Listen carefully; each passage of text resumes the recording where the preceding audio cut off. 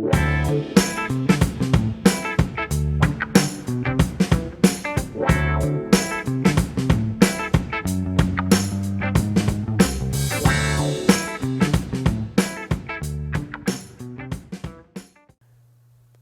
everybody, and welcome to the Hammer Podcast. Today is, what is today? I can't remember what today is. Today is November 19th, 2020, and I'm speaking with Todd. Todd went to the Agape boarding school in Sacramento, California.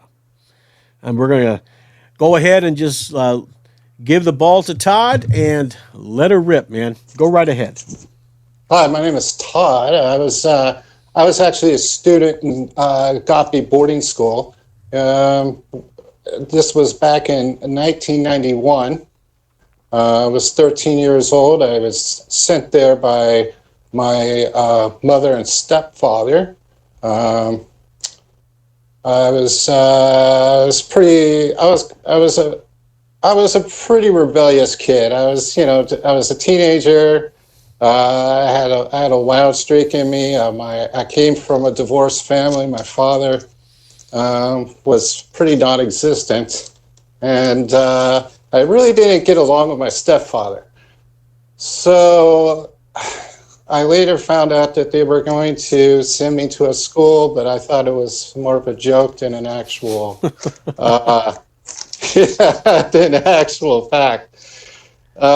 So I later found myself being picked up by James and Kathy Clemenson. Okay. They posed as friends of my parents, and that they were picking me up to take me to where my parents were, which that was a complete lie. And they had the child-proof back door locks on. I couldn't get out. I was basically in a ride, with these two strangers who I had no idea who they were and what they were about. Later on the road, they said that that their parents had signed me into their custody, and they were taking me to a school located in Sacramento.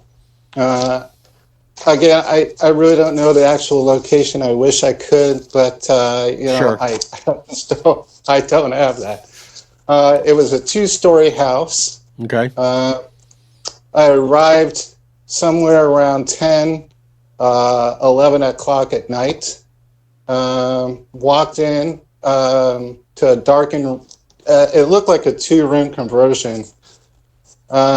Wooden bunk beds that were, built together. Someone had, constructed these wooden bunk beds for everyone to sleep on. 2 bathrooms to house about 10 to 15 boys, including myself, and then we have staff as well. Let's see. I would say, the first month you couldn't talk to anybody there at the school as if they were a student. Right. The only person that you were able to talk to were either the staff or your buddy. Your buddy is kind of like your overseer. He kind of shows you the ropes and kind of guides you along the way. So Okay. you're constantly following this person around. My buddy's name was Josh. I don't remember his last name. Let's Josh. yeah. When we say names, let's just say first name only for, you know what I mean? Yeah. Yeah. Sure. Gotcha. Okay. That's fine. Go ahead. So Josh, the whole time being with this guy, he would constantly preach hellfire and damnation to you to try to convert you. So it was like, if you died today, where would you go? You're a sinner. You're going to go burn in hell if you don't accept Christ. And so this was constantly drilled in your head. It's almost like a brainwashing technique that they use. Yeah. And I see that was very typical with everybody. System that was going on in that school environment. Well, it's also typical of the Baptists too. Right. Yeah, Very, very because it typical. was fundamental Baptist, correct? It was a fundamental Baptist scenario. Yeah. Um, the real, I mean, it was almost like it almost felt like a cult like structure. Um, you kind of they hired within, um, so or they recruited within. So if you went through the school and they liked you, you'd later on come onto their staff, Okay. um, and work alongside of them. Um, the women and the men never mixed. It was completely segregated. Um, women wore long dresses. They wore their hair long, because there was mention of it in the Bible. Right. Somewhere there was a Bible verse. So it was just a very odd uh, environment to grow up in, or to spend some time in. I didn't grow Right. up in it. I spent about 2.5 years there. 2.5 years. Yeah, Wow. yeah, 2.5 years. So I started off in Stockton, or Sacramento, excuse me, Sacramento. Okay. and then we moved up to. We eventually moved to Othello, Washington, and we were up in Othello, Washington. Um, I left in about 90, so I left in 93, and they stayed on until I want to say 95 in Othello before they moved to Missouri. And they were being pushed out of Othello because they were violating safety standards. Fire marshals would come over and they would see that they would chain up the doors. They Oh had yeah. chains on the doors on all the exits. They had chains on all the exits. Um, That's not good. yeah, Yeah. and there was an actual student there that tried to actually burn down the place. And that's when the fire marshals came on and they were like, "What are you guys doing here? What is this school?" Nobody knew who they were or what they were doing there. And then to find out that they weren't paying their taxes for the school. And so James Clemenson, got religious exempt because he claimed to be a church, funded school. So they got the religious exempt, but eventually they got they got violations for environmental violations Okay. brought against them, because when we first moved into the location of Othello, um, they had these steam pipes that would run all along Othello to bring in, steam to run to keep the place heated. But these steam pipes were wrapped in asbestos, Oh. and Okay. so they had us going in there and sawing down all of these steam pipes and then carrying them up to the top of this, what they called Radar Hill. They were in this location in Othello called Radar Hill, which used to be I believe, an old Air Force radar base. So we would have a team of, I don't know, I would say six kids or more, Okay. and we would be carrying these pipes up, and these lead pipes all the way up to the top of the hill, so they can be buried. Oh, So they were okay. burying all this asbestos on the grounds, and when they got word that they were doing this, they came in and they were like, "Hey, you're in violation of this, da da da da." So they ended up paying the fine, but then they ended up finding the location in Stockton, Missouri. Okay. And so they just got out of stock. They got out of Othello because there was just so much heat and so much stuff going on in Othello. So they took off to Missouri. So now that's Ah. where they're at now. Right. Right. Uh, let's see. They do a lot of verbal and physical abuse at this school. Um, I myself have been knocked out. I had caused some trouble when I was in class, and one of the teacher, whose name is Brian. Oh my goodness, are Oh, you serious? Brian. It's been Brian pulls. he's been Brian. I'm sorry. Go ahead. is are you talking about the guy with the Jurassic elbow? Yes. Oh my god. This this guy this guy pulls me back in my chair and drops me back. And the school at the time when we were this was in when I was back in Sacramento when I first got to Okay. the school. And the school at the time was in a garage. So I was sitting in the garage. I was acting up in class. So he comes over to me and pulls my chair back and drops me. And my head came back and smacked down onto the concrete because there's no carpet in there. And we have these cubicles. So you're looking at you got these kind of like wooden slats next on either side of you, so you can't see the student next to you. You're Okay. just in a cubicle facing forward. So he pulls me back from my chair and drops me, and I crack my head, and I wake up, and I'm just like, what the hell just happened? I just felt this fuzziness like all over my body. Like I just like, the hell? And I was crying. And he comes over and grabs me and picks me up out of my chair and pushes me back into my cubicle and says, I'll give you something to cry about. Stop your crying. And so that was my introduction to the school. And more abuse came to follow. If you didn't do what you're supposed to do, they would take away your food rights. So that means salad for lunch, salad for dinner. And that's what you would get. Or they would make you write sentences over and over again about what you did. And, they would give you a thick pad of paper and say, I want you to fill out line after line after line of what I tell you to write.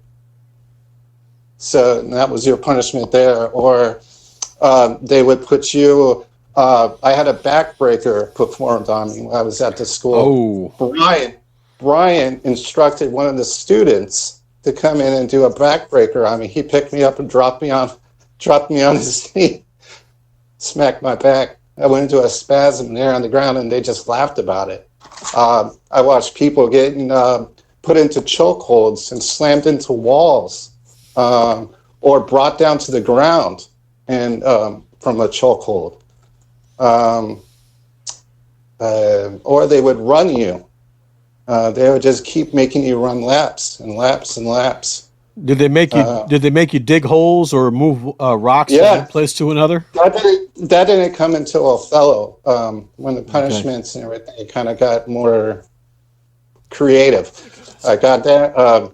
I actually dug a hole. He would sit out there in a chair and watch me dig a hole, and he said, "I want you to dig this hole until it goes over your head." So I'm down there. Just now Wow. I want you to fill that hole back up. It would have been nice if you just thrown Brian in there and then covered up. Yeah, but this I was guy, a 13-year-old scrawny kid. this guy Brian. I mean, I've done some Agape Boys Ranch from kids from today, from 2020 and 2019, and this guy Brian is still there. Is this guy? What is he, like 80? How long has this guy been there? He's about 55. He was in his late mid-20s. He must have been. There. Wow. Yeah. He's still around and still beating people. My goodness. Still beating people. Or they would do, it's called pick a punk. So pick a punk was... Pick a punk? Okay. Yes. It was developed by Brian. If you had a problem with one of the students there and you wanted to fight that student, you had to go through Brian, and you'd say, "Hey, Brian, I pick a punk, and it's Todd," or And I actually got into the ring. They put headgear on you, and you're going up against like some 16-year-old that has a grief with you. You're like 13, 14 years old. And I I got my head knocked in. You know? Boxing gloves too, or was it bare knuckle? No, Okay. boxing gloves. Yeah. All right. So they give you headgear and boxing gloves and just go at it. And that was entertainment there. Um, Beat the brakes off of you, huh? beat the brakes off. Yeah. So, Wow. so yeah. Uh, How was the definitely. food? How was the food? Wow, that's a good thing you brought that up. The food, when it first started out, was like really good. When I was in Sacramento, I have to say they do feed you really well. And it wasn't until they got to Othello that they really started focusing on food and making sure that their students are well fed. Because of an incident that happened there, they had some runaways that left that got out and ran away. Okay. And when they got into the town, they said that they were running a Nazi camp up there and that they weren't feeding anybody. Oh, okay. So that's when, the health services came in and were like, okay, what's going on in here? So when that happened, they started to really make sure you're packing on weight, and they would actually weigh you at the end of each month. Oh. So they started keeping logs of the students' weight, if it was increasing or decreasing. There was no doctor visits. If you got sick, you would just you hope that it didn't get worse, because they kept you kind of secret, away from doctors. Right. It was all inside. So I think they tried to keep you away from everybody because they were probably afraid that you were going to say this place is exactly. they're beating me. You know what I mean? And I'm going to bring up that's a very interesting that you brought that up, is because when I was there, they would actually have a log of the people that your parents had assigned that you were able to receive calls from and mail from. And if you sent a letter out to, say, your parents, they would actually read the letter and screen everything in that letter like we were in jail. And then they would send that letter out. They would screen and open up your packages whenever they came in through the mail. If you got a package in the mail, they would open it up, screen it through it. They would screen your phone calls, and make sure that you weren't saying anything negative about the school. Usually when they have to operate like that, they're hiding something. I mean, exactly, pretty obvious. And if you converted and became a Christian there or whatever, you would have to start doing stuff like preparing sermons. They would get you up to start preaching. When I was in Sacramento, they had me started going down, because I converted when I was there, because it was relentless. All the stuff that they were doing to you and saying, like, you're going to go to hell, you're going to do this. If you don't accept Christ, you're going to burn forever, in a lake of fire. As a 13-year-old, hearing this day after day after day. Usually as a 13-year-old, it scares the hell out of you. Yeah, and so anyhow, it was just a mess. I think their whole point was to turn you into one of their acolytes. You know what I mean? To turn you into one of their minions. Like, okay, he's saved. Yeah. Okay, we could trust him now. So let's give him a little more privilege, or let's turn him into a preacher. Exactly, and that's another point there. When you convert, they give you more responsibility. You can now become a buddy, and you can now start mentoring people. So, like I said, when I go back and I say it was like a cult-like setting, this is what you see in cults. Okay, you converted. Now you got all this responsibility. You start, you get a lot more freedoms. You can go places, do a lot more things.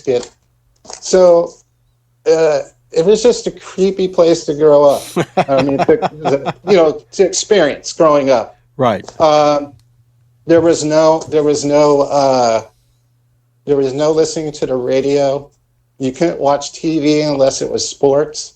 I said, did they have sermons playing in the background? no. No. They when they played music, they would play like old time gospel. Lester So it was Roloff. kinda Lester like- Roloff. Yeah, that kind of. It was. Oh, it was bizarre. I could tell you It was some bizarre. stories about Lester Roloff. So, Yeah, I bet you could.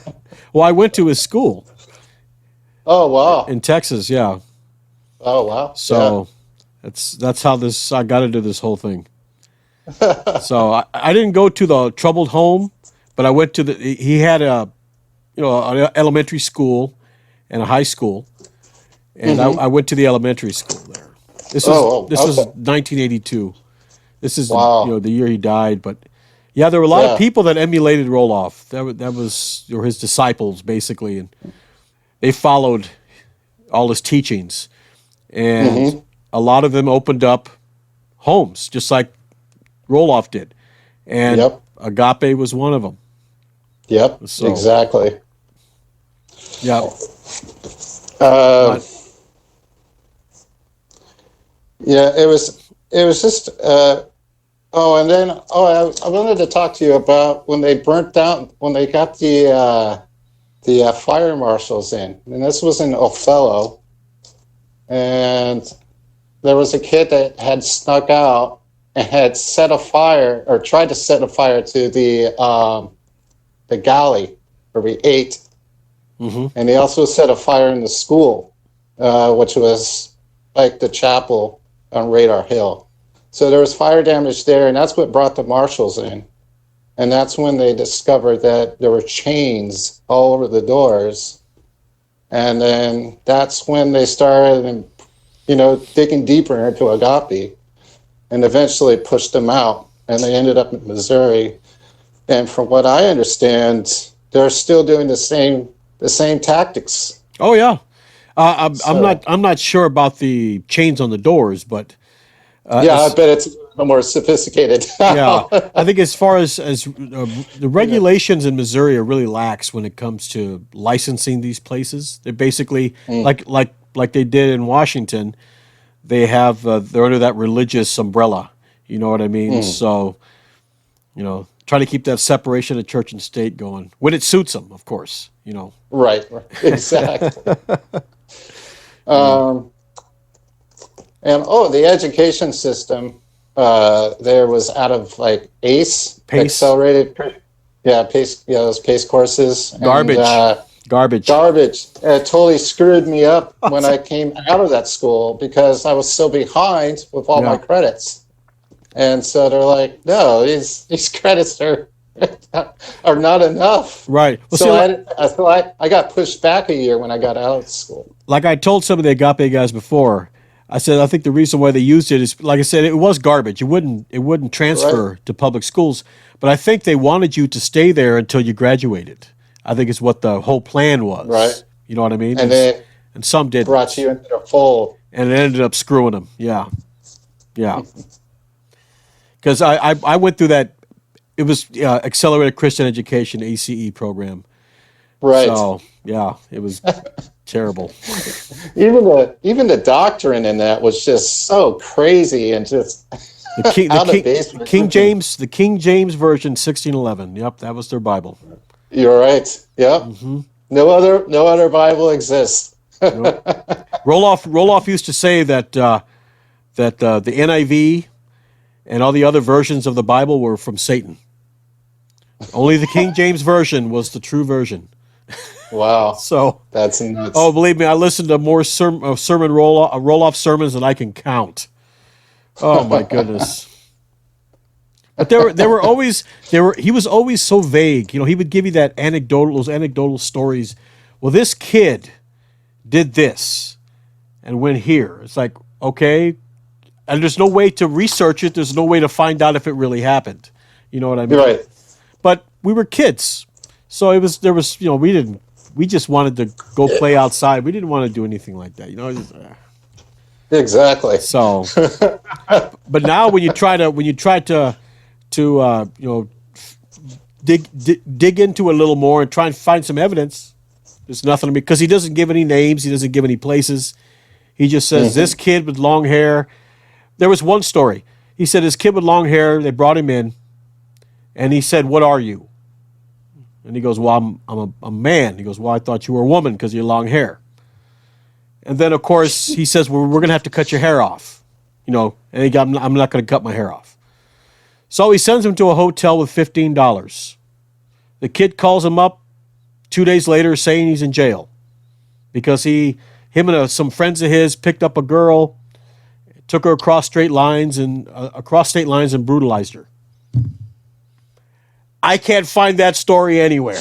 You know what I mean? It's like, okay, what's his name? Nothing. Yeah, nothing. So these vague stories, just to scare you, basically. Oh, exactly. I better stay here and learn about Jesus, or else I'm going to end up like that guy. You know what I mean? Yeah. So there was one I remember. Here's one for you.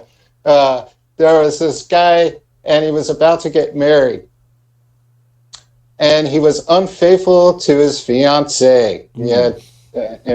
And so when his child was born, he passed a STD, or a sexually transmitted disease, to his infant. And now the infant came out blind.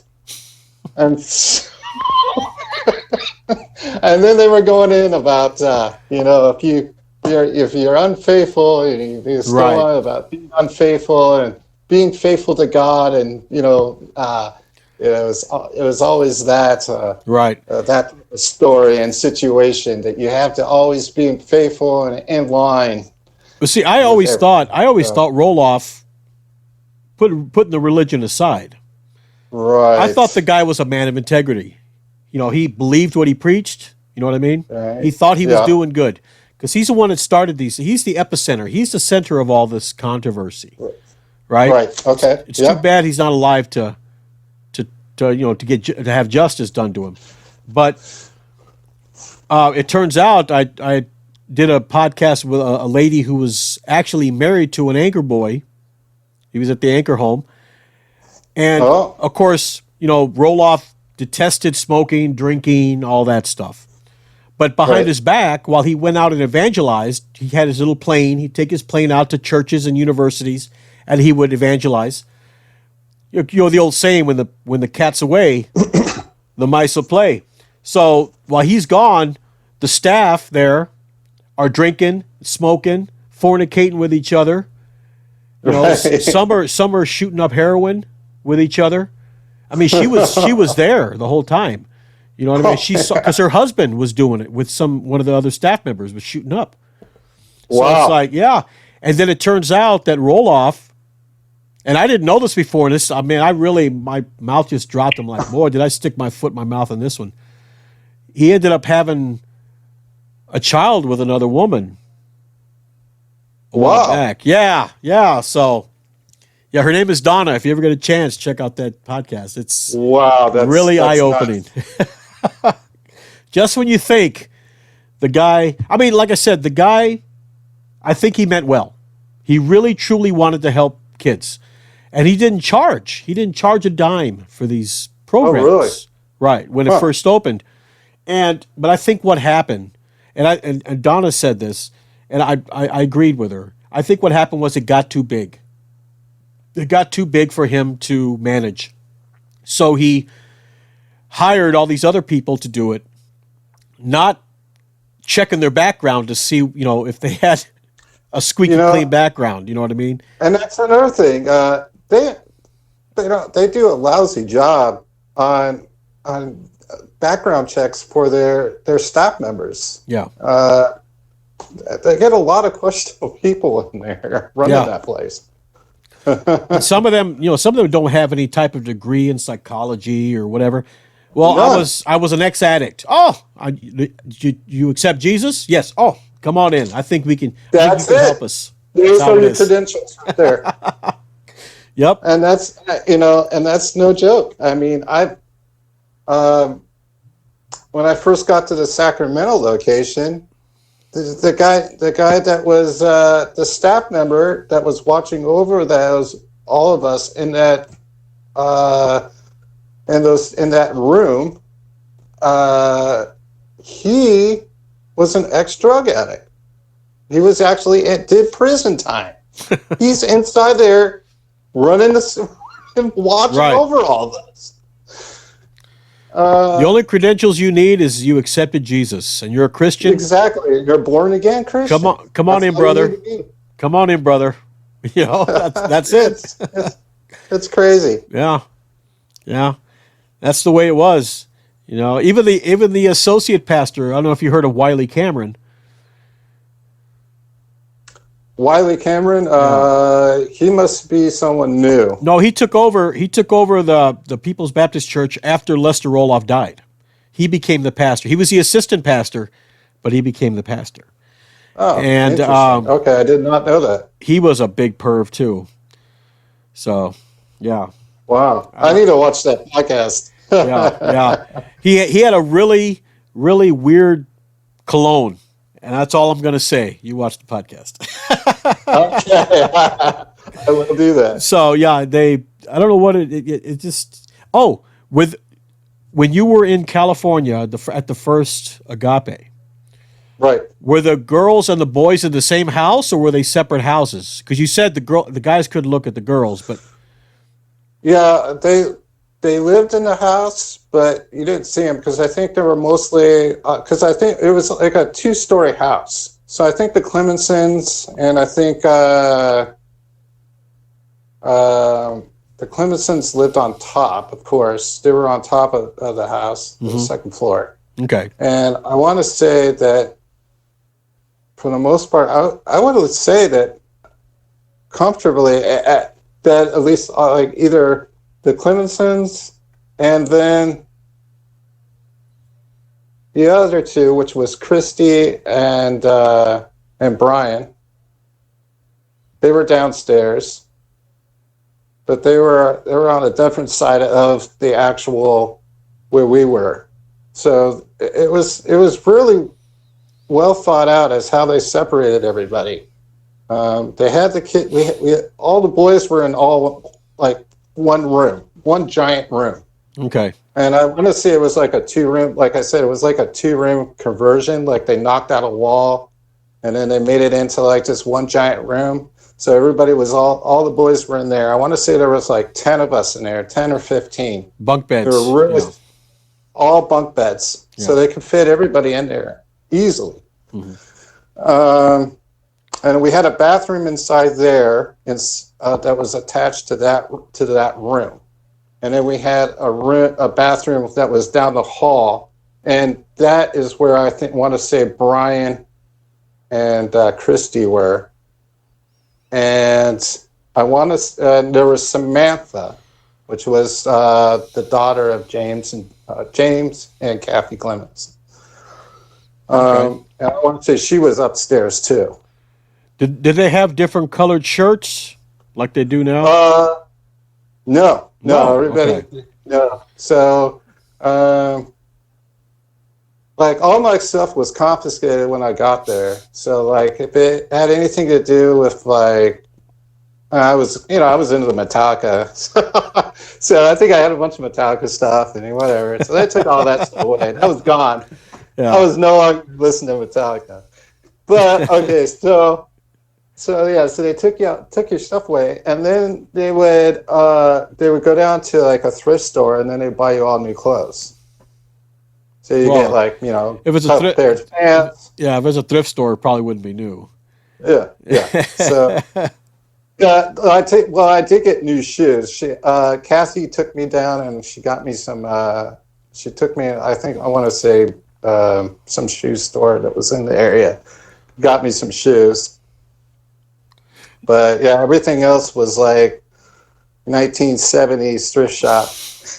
like the white T-shirt and the blue jeans and. Blue jeans. Yeah. When we got up into Othello, we got. There was a donation, church donation, and they brought in a bunch of these like butterfly collar, flannels.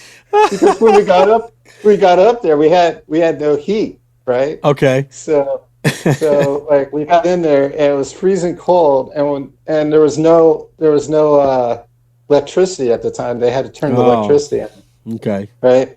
And so we were all huddled in our, I guess, our dorm, because they had dorms now, right? These dormitories.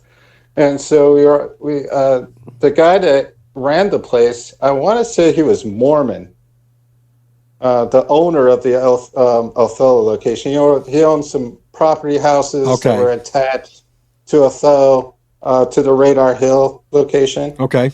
And so when he heard that, a Christian boys' home was moving into the area, he's like, "Hey, look, I got this location here. I'll bring over some heaters for you. Here you go." So we had these ceramic heaters at first, and we're huddled around and trying to stay warm. And it's snowing outside, and October 31st is when we rolled up into this location. Now, now, did your parents pay a monthly fee for you to be there? Yeah, They and did. they did, and they paid a monthly fee, and there I was for 2.5 years. And I thought I was going to get stuck in Sacramento, and then next thing I know, I'm getting shipped 2 states upward, or a state upward, Yeah. past Oregon there, to Washington. And I'm like, wait, what?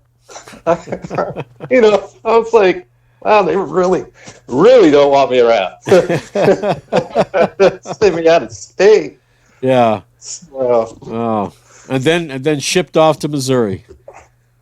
no, No? I left. I stayed in the Othello location till about 90, somewhere a little bit after 1993. Okay. I want to say it was like March of 93, Okay. March or April. Hmm. And that was it. I came back and went back into I went into a Christian school because my mother thought it would be best that I stick with a Christian themed schooling. So she stuck me into a school that in Anaheim, Okay. and that's when they found that they even said, "Hey, he's behind. Like his credits aren't enough." So even for a Christian school in Yeah. California, you know. Well, So basically, that ACE program, the only time I've ever seen it used, like I said, is in the boys' homes or troubled right, homes, whatever you want to call them, and homeschooling. right, So if you right. homeschool your kids, they use this program. So public school, and like you said, not even the Christian schools will touch it. Yeah. Phew, man. So Yeah. and I felt educating people about that system, and some people receive it, and some people say it's a good, credited Right. educational system. And the thing is, it's still being used today. Right. It's still It's being used today. insane. It's insane. So But anyway, um, so how's they oh, go ahead. Go ahead. Oh, go ahead. It diminishes your critical thinking if you get deep, dive into that whole teaching, and you just observe it for what it is. It's just complete garbage. Well, sure, it's all Christian stuff. It's not evolution in there. It's all 6,000 Right. year old Earth, and Right. that's what it is. That's what it is. So But when we were kids, we didn't know any better. no, we Because didn't. did you Exactly. you grew up in a Christian home, correct? Well, my mother was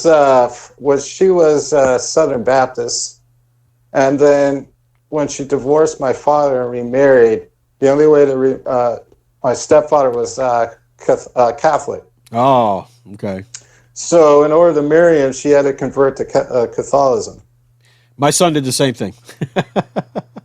So there you have it. Yep. So now I had two fierce religions, like I'm trying to control and keep you under, and two religious, Yeah. super religious types, uh, trying to direct you through life. It causes conflict. Yeah. My It my caused conflict. my dad was a Southern Baptist, and my mother was Methodist. Oh wow. So yeah. Then she, of course, when they got married, she became Southern Baptist, and then she got divorced and married a Catholic, and she became Catholic. And so Yeah. I figured just skip it all and just not go to church. Why not? Yeah. So, so Exactly. the Southern Baptist and my dad, that's where he sent us to roll off schools. So Right. and that's how it all began.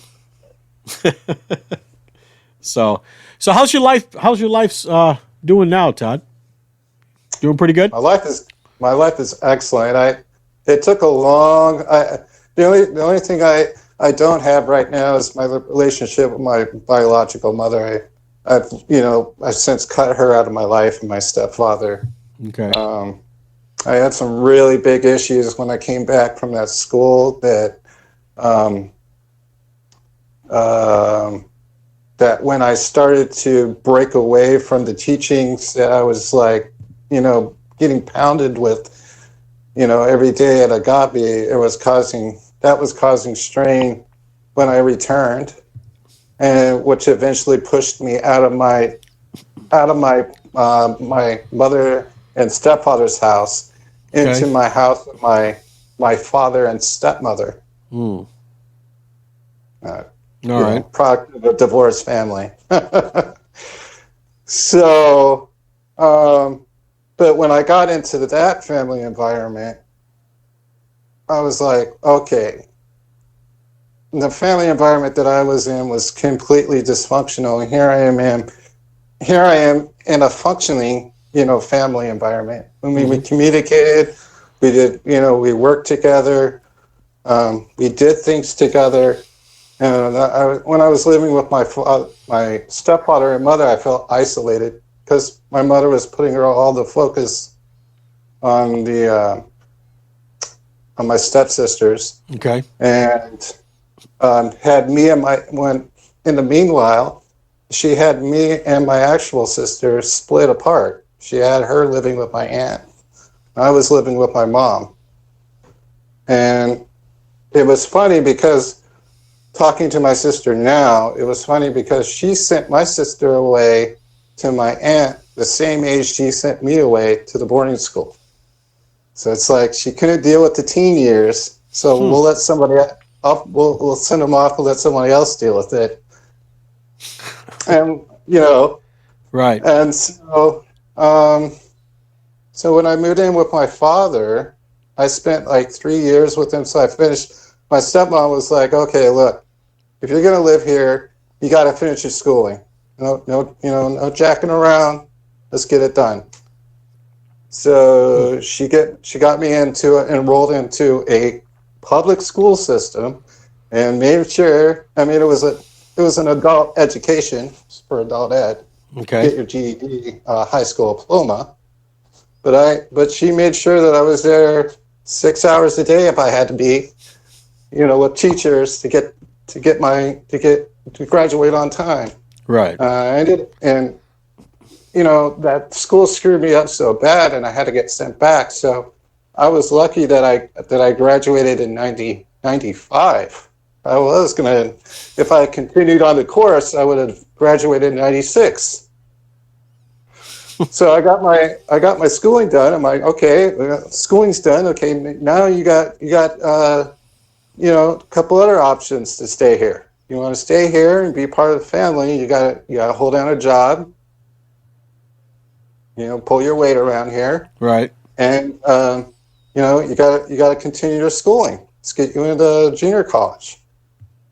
So I had the job. I was going to junior college, but the college wasn't working out so great. because I was completely distracted with what was going on with my mom and my stepfather, and it just seemed like since I was living with my father now, they stopped talking to me or trying to communicate with me, and again, like my sister, I was kind of just pushed out of the picture. So my father was a Navy man and Navy vet. He served in Vietnam, and he started talking to me about the Navy and said, "Hey, it's not that bad of a gig. You get to go across the world, and you get away from this, and da da Right. da da."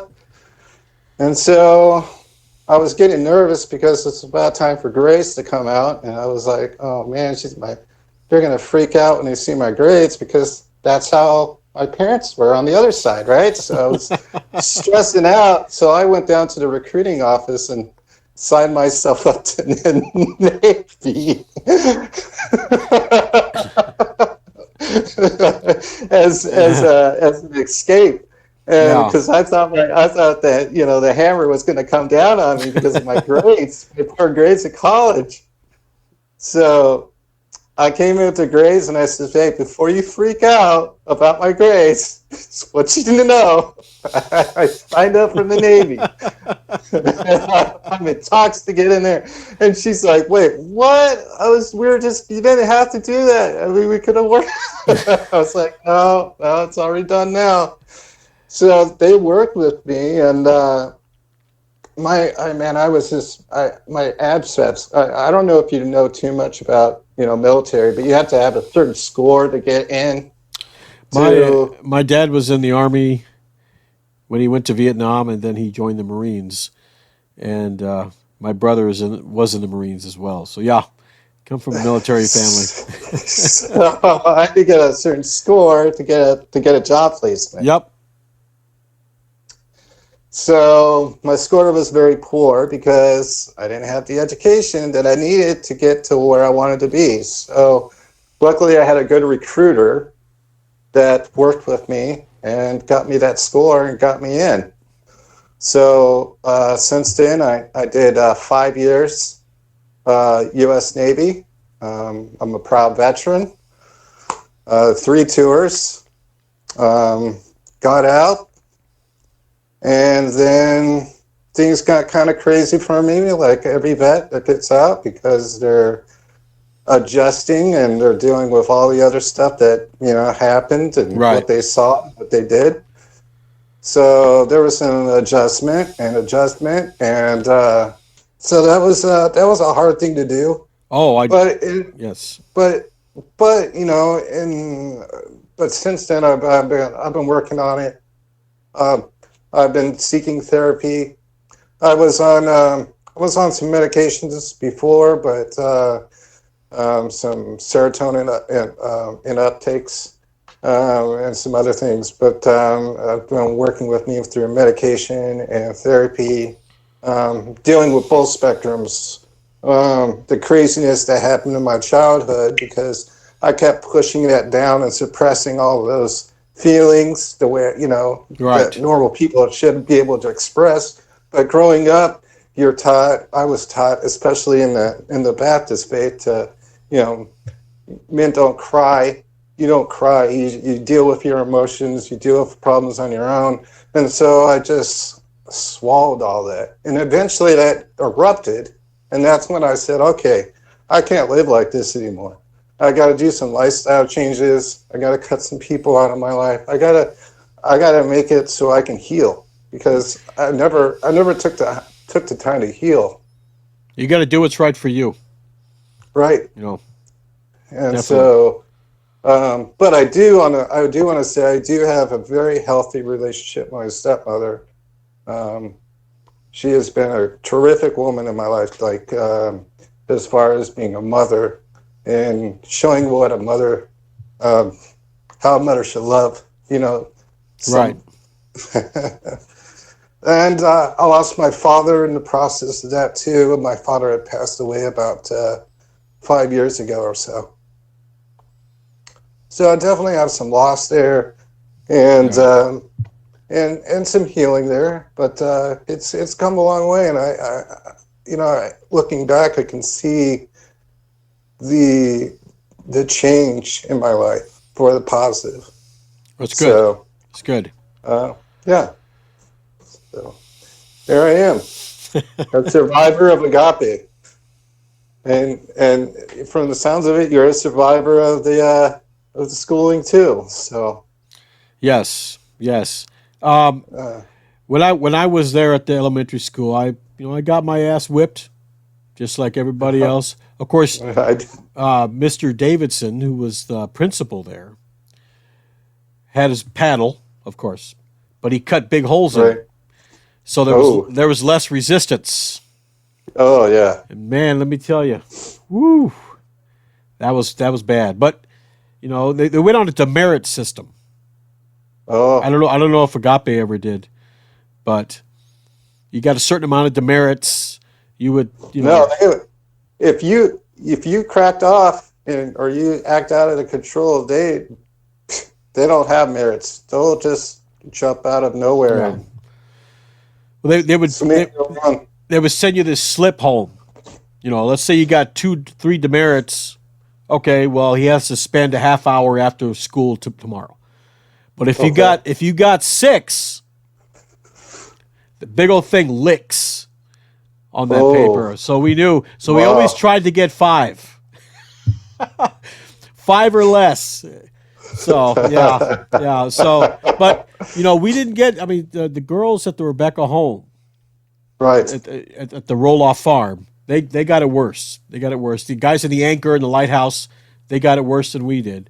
But we got our share. It wasn't as bad as theirs, but we got our share. So Wow. so I lived in town. I lived in Corpus Christi. So I got bussed there. Oh, you got bust Yeah, there. yeah. Because it was way out. It was way out in the middle of nowhere. It's out on a farm road somewhere. Yeah. And that's Well, that was usually kind of yeah, that's usually how they do it. They go out in the right. middle of nowhere. So The you don't middle hear of nowhere. so you don't hear the screams and the you know what I mean? Yeah. We don't want any Exactly. neighbors anywhere. They're going to call the cops on us. Exactly. And they're very selective. Oh They're yeah. very good at selecting their areas where they put their schools and their school locations. Yeah. Yeah. That is definitely true. So, it all comes, let's say, here to now with the protest going on at Agape. Right. I know that I was reading it on Facebook, but then again, you kind of believe everything you read on there. But Right. it said that I guess Amanda posted a post saying that they're going to be they're going to be investigating this now. They're going to take action, Nice. which is about time. Oh my God, that's awesome. It only took 30 some years, but hey, I you know, know. That would be amazing. Look, yes, look, I'm all for about having reform schools, but they gotta be safe. yeah, You can't be choking people out. You gotta be looked at by the state. You gotta give your kids some, the kids that you're looking after, you gotta give them dignity and rights, just like any yeah, other human being. sure, And that was all stripped of us. And and the verbal and physical abuse is not acceptable. no, no, even the And sexual abuse. and the sexual You know, abuse. Thank God I didn't see any of that, but I knew it was. I knew it. I knew for a fact it was going on. oh yeah, oh yeah.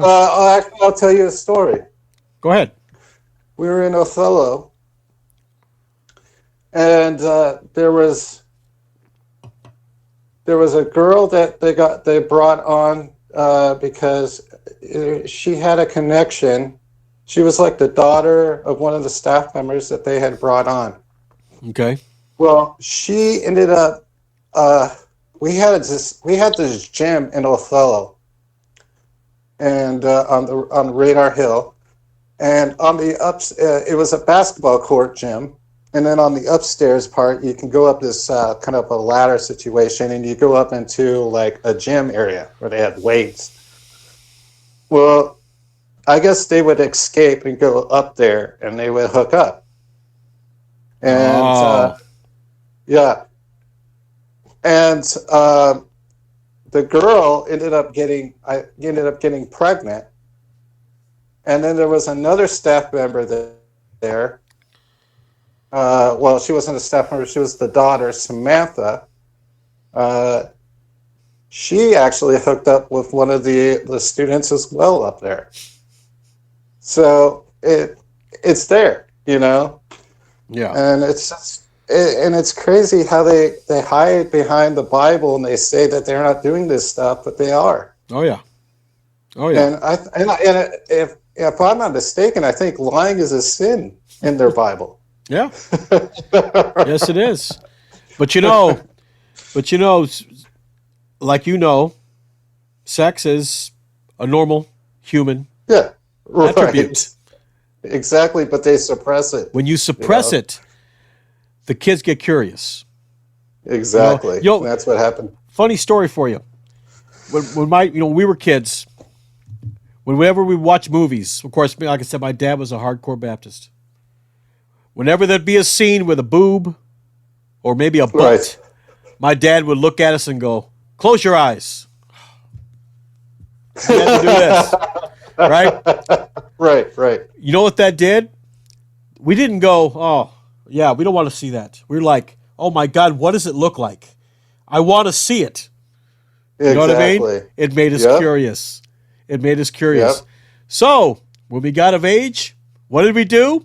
We rented all those movies that we closed our eyes on and watched it. But Exactly. some kids, they get really curious. And before you know it, someone's pregnant, something. Or you're a staff member or a son of a staff member, and you get rape charges Or brought molestation, about you. or molestation Did, charges. did you hear about that story? No, I didn't. There's a Jareth M. Clemenson, who's the son of Alan Clemenson. Okay. And Jareth M. Clemenson was actually, I believe, is still on the staff member, still under staff member at Agape. Okay. Uh, his father is still a staff member. And if you look him up, it's Jareth M. Clemenson. And he's being held in Dade County, Missouri, for, I think, second-degree aggravated molestation charges or rape charges. One of the charges is at the age of 4. Was at the age of 4 when he did the molestation. And these are the type of people that they keep quiet and they're still working there. Oh, yeah. You know, Boy or girl? Because nowadays you can't tell. You know what I mean? right. I don't know the exact who it was or what their gender was, but if you look them up, you can find all that information. I'm sure. going to do that. I'm going to do that, definitely. Jared Evan Clemenson. And this was, I guess, happened when he was at the Missouri location. Because he wasn't part of the staff members when I was there. So this is a Missouri situation. Was it fairly recently or? I believe this happened in 2018 or okay. 2017. Fairly recently then, sure. Yeah, right. Wow. And as far as I know, he's still in jail. But they still have him listed. If you go on, I'm not sure if you're familiar with heal.org. No. Heal.org is a good way to look up staff members, see their credentials.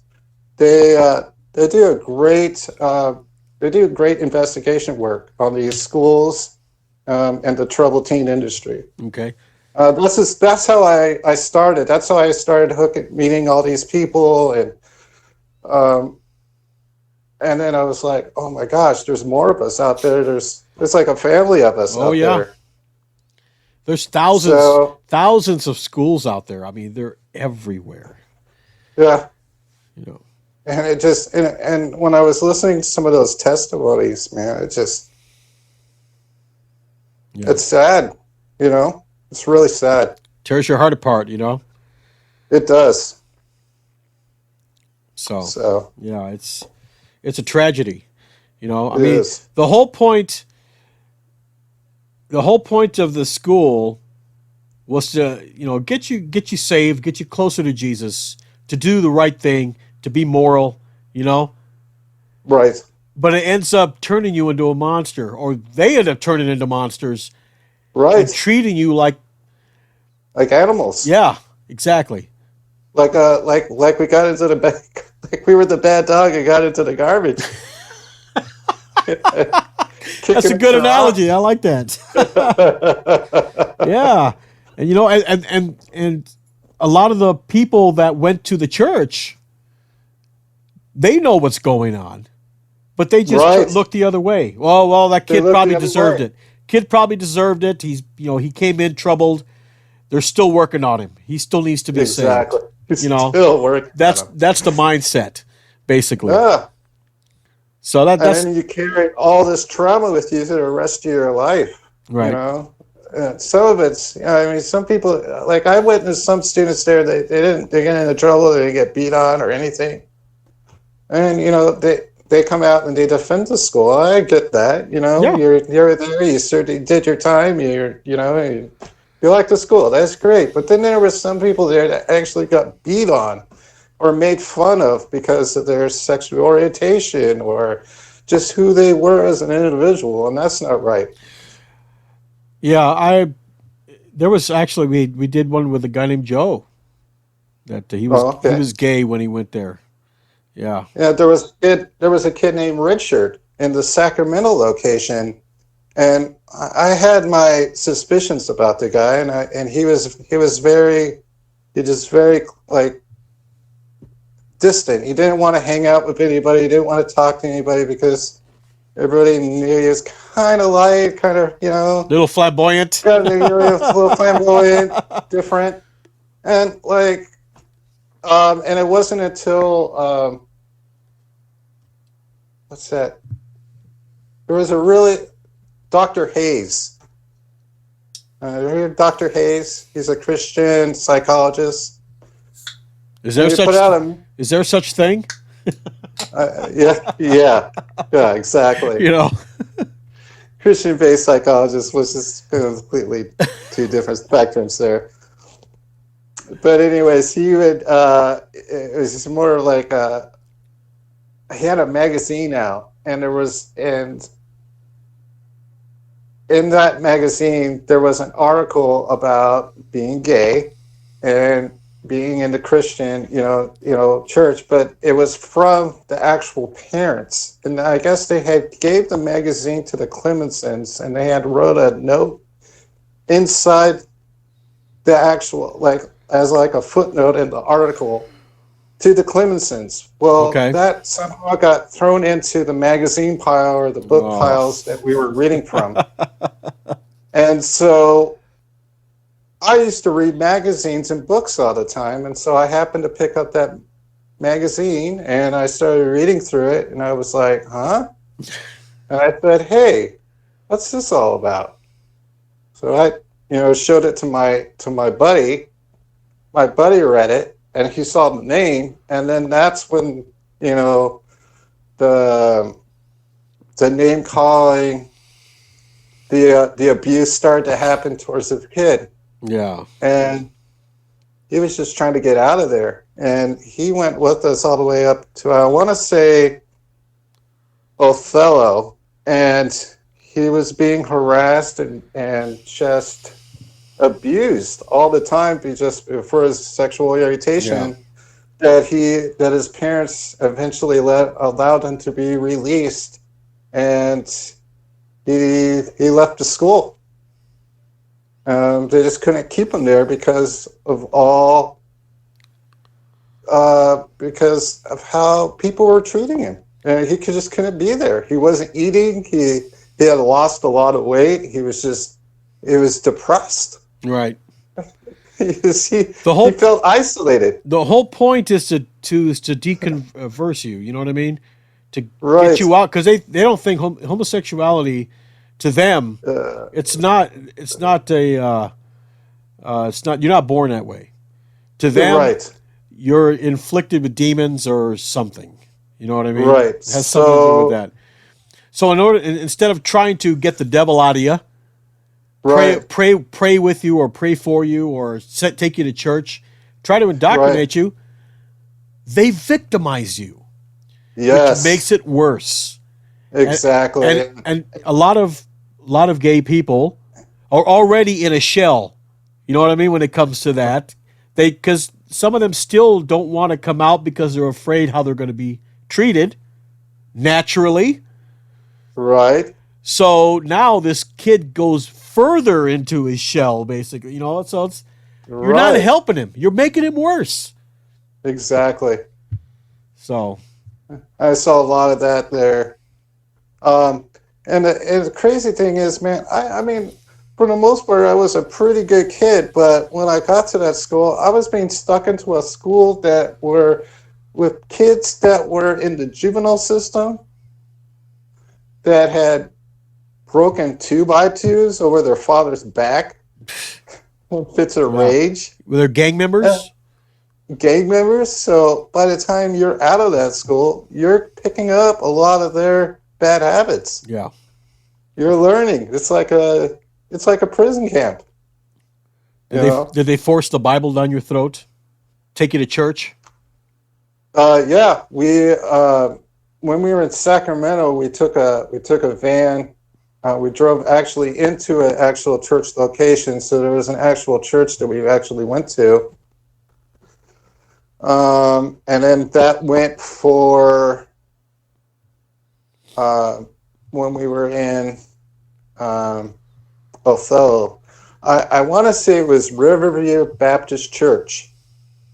For some weird reason, that word sticks, that name sticks out to me. But yeah, we when we first got out there, it was vans. We had one van that we packed everybody in, but eventually we got so big that they actually bought a bus, a propane bus, and it was blue. Uh-huh. It was a blue school bus, and they had written Agape across it, right? So we had Agape plastered across it, and then we drove that bus in to church. And again, like we had our own two sections of pews because by then we were growing. I mean, we Right. were up to we started at 10 or 15. We were up to 25 kids. And I'm sure that number is way Oh, beyond it's 25. in the hundreds now. Oh, I believe it. Yeah. So it's just crazy how far they evolved.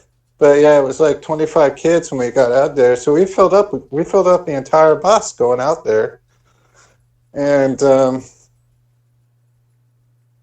yeah, it was You and then, again, we couldn't listen to the radio, so it was old time gospel going all the way down. Old time gospel coming back. I remember roll-offs come on.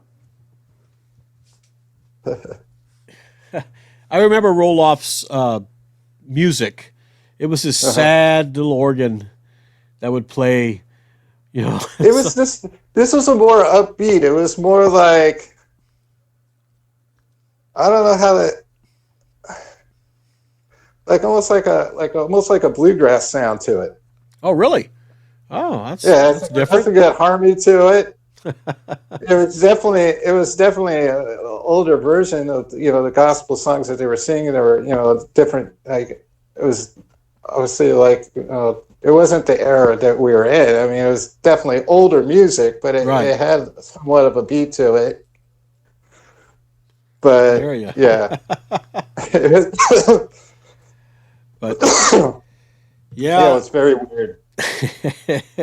yeah, we Very that weird those stuff. Baptist churches didn't have any drums or bass or guitar. It was all Yeah, just piano or keyboards. That's it. And yeah, yeah, exactly. you sang from the from the hymnal.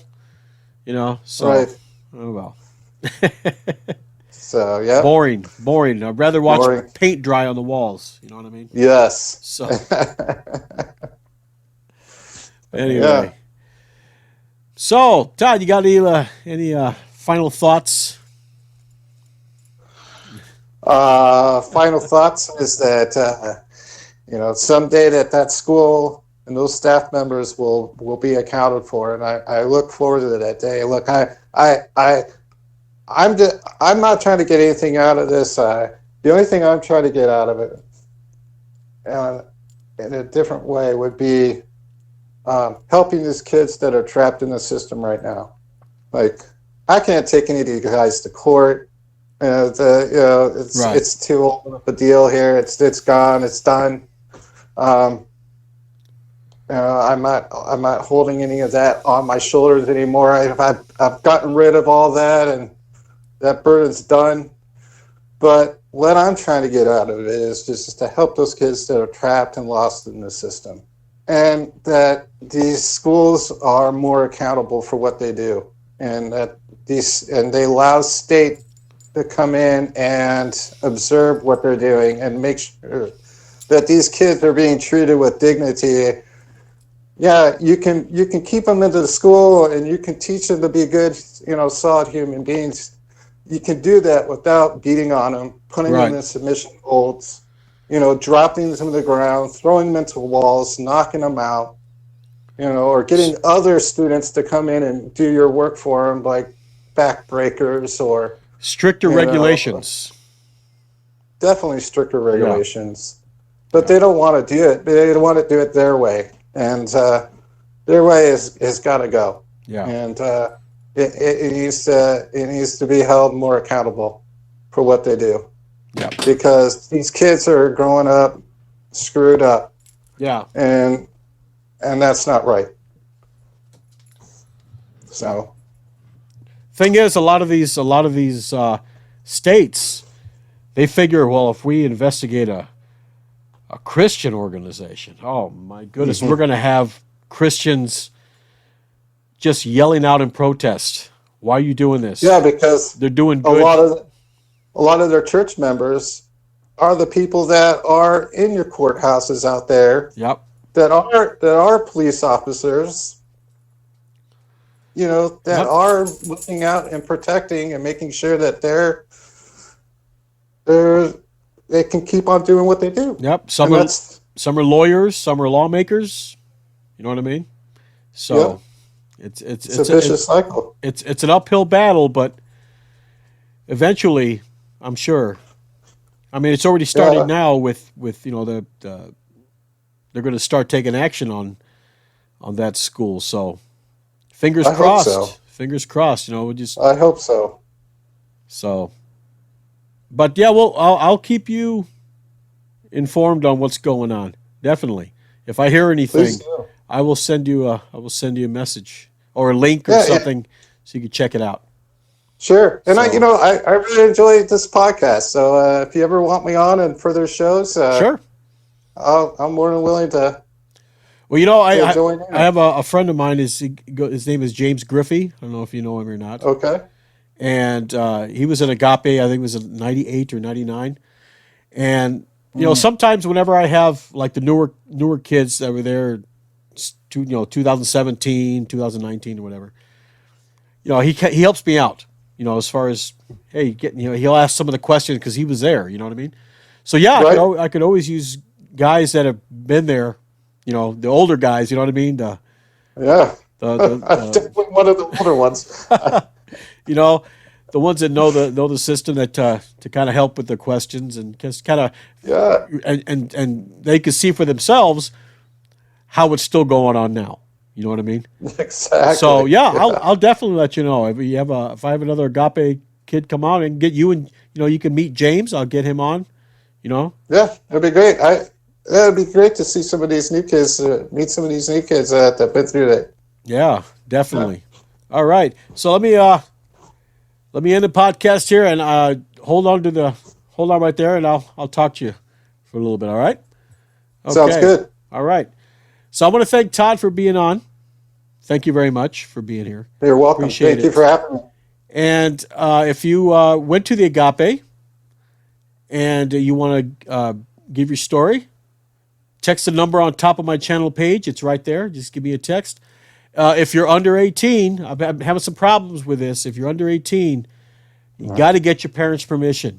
Have them send me a text from their phone, not yours, and say, hey, my son or my daughter or whatever, if it's from another school, of course, can tell you their story. That's fine. Okay. If not, if you're 19 or 20, send me a picture of your ID. I just want your picture and your birth date. Don't send me anything else. I don't want to see any of your ID numbers or anything like that. Send me that. That way I can confirm that you are over 18. Other than that, text the number and we'll schedule you in. All right. So make sure to subscribe to the channel. The channel is growing thanks to people there watching. I really appreciate it. And for the Hammer Podcast, I'm Jason. You take care of yourself. You take care of each other.